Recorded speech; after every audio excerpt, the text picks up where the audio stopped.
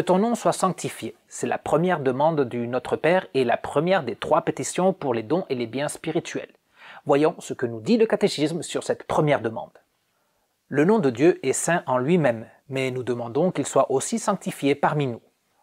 C'est vrai, le nom de Dieu est saint, complètement saint, on ne peut pas le rendre plus saint de ce qu'il est.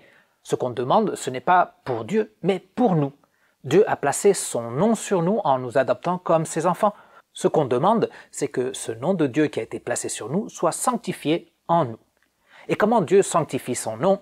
Eh bien, lisons Jean 17, 17. « Sanctifie-les par la vérité, ta parole est la vérité. » Le nom de Dieu est sanctifié à la fois parmi nous et parmi les autres par la doctrine pure de la parole de Dieu.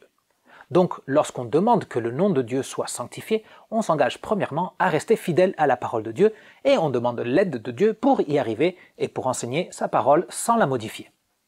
C'est par l'action du Saint-Esprit qu'on demeure dans la vérité de la parole, parce que par nous-mêmes, on se dévierait très vite de la vérité. On demande à Dieu de nous conserver dans l'œuvre du Saint-Esprit en nous. Mais il y a aussi une sanctification extérieure du nom de Dieu. On lit dans Matthieu 5,16. Que votre lumière brille devant les hommes afin qu'ils voient votre belle manière d'agir et qu'ainsi ils célèbrent la gloire de votre Père céleste. Le nom de Dieu est sanctifié parmi nous aussi par une vie sainte. Cette vie sainte est le résultat d'un attachement à la sainte doctrine de la parole de Dieu. Lorsqu'on demande que le nom de Dieu soit sanctifié, on s'engage à vivre dans la sainteté et on s'engage aussi à montrer la sainteté de Dieu par nos actions. Et en même temps, on demande l'aide de Dieu pour vivre saintement, parce que notre nature humaine et pécheresse ne veut pas s'attacher à cette sainteté. C'est par l'action du Saint-Esprit qu'on peut vivre saintement. Cette demande du Notre Père est donc une consécration à la vie dans l'Esprit. Voilà pour la première demande.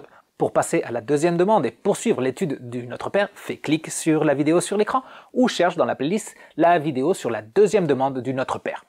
Rappelle-toi que le quiz se trouve dans la description, mais qu'il vaut mieux attendre la fin de la série de vidéos avant d'y répondre. À tout de suite!